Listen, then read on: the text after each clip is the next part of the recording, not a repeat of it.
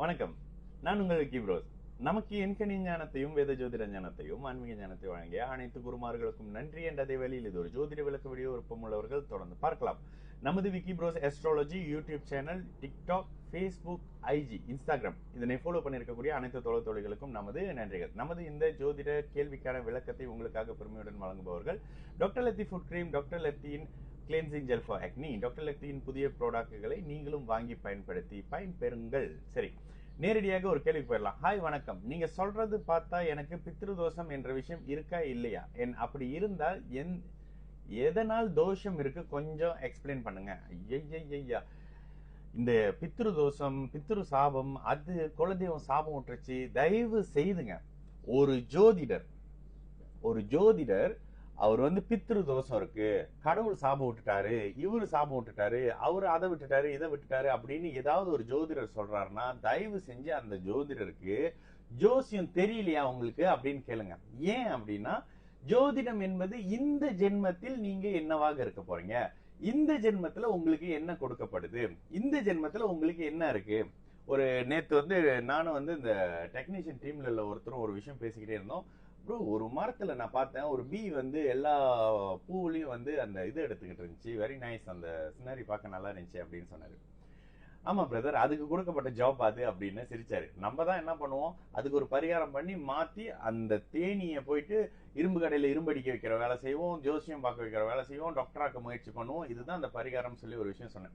Okay, இயல்பாக 9ஆம் இடம், 9ஆம் அதிபதி சூரியன் எல்லாம் ஒரு மாதிரி பாதிக்கப்பட்டிருந்தா அந்த பித்திர தோஷம், அந்த தோஷம், இந்த தோஷம்னு சொல்லி தோஷம்னு ஒரு ஜோசியர் சொல்றாருன்னா தயவு செஞ்சு ஜாதகத்தால எடுத்துட்டு வாங்க. ஏன்னா அடுத்து அது கறிக்க ஜோசியனா தோஷத்தை கழிக்கிறதுக்கு அடுத்து அவர் பரிகாரம் சொல்ல போறாருன்னு அர்த்தம்.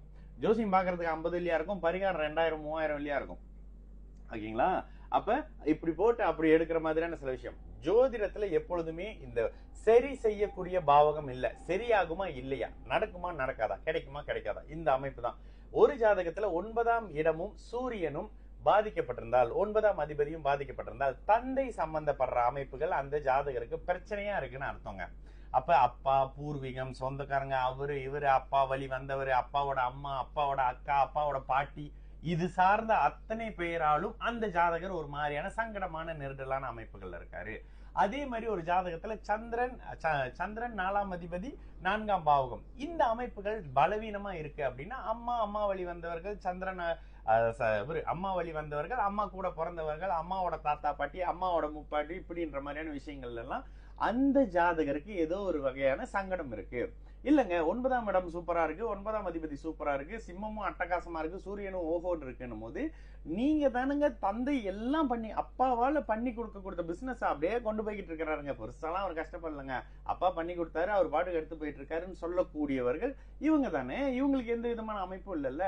அம்மா, எந்த இடத்துலயும் வசந்தகுமாரி, எந்த இடத்துலயும் நமக்கு கிடைக்காத விஷயங்களை இந்தியர்களோட ஒரு கலாச்சாரமே ரொம்ப இமோஷனலா கன்வே பண்ற ஒரு விஷயம்.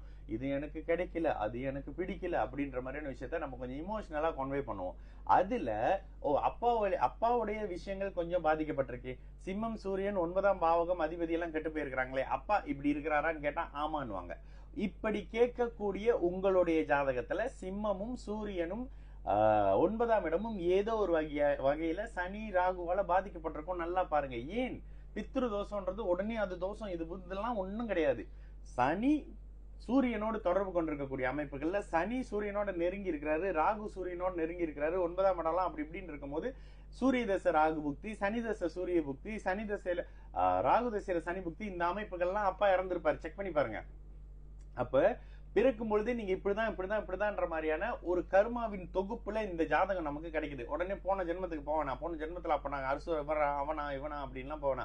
இந்த ஜென்மத்துல உங்களுக்கு கொடுக்கப்பட்ட ஜாதகத்துல அப்பா பிரச்சனையா இருக்குது, இந்த ஜென்மத்துல கொடுக்கப்பட்ட ஜாதகத்துல மனைவி பிரச்சனையா இருக்குது, இந்த ஜென்மத்துல கொடுக்கப்பட்ட ஜாதகத்துல குழந்தை பிரச்சனையா இருக்குது.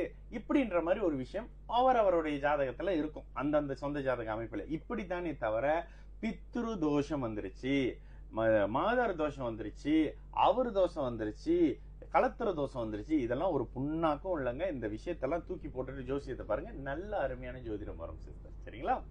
நான் உங்கள் விக்கி ப்ரோஸ். நல்லது நடக்கும், எல்லோரும் நல்லா இருப்போம். வணக்கம்.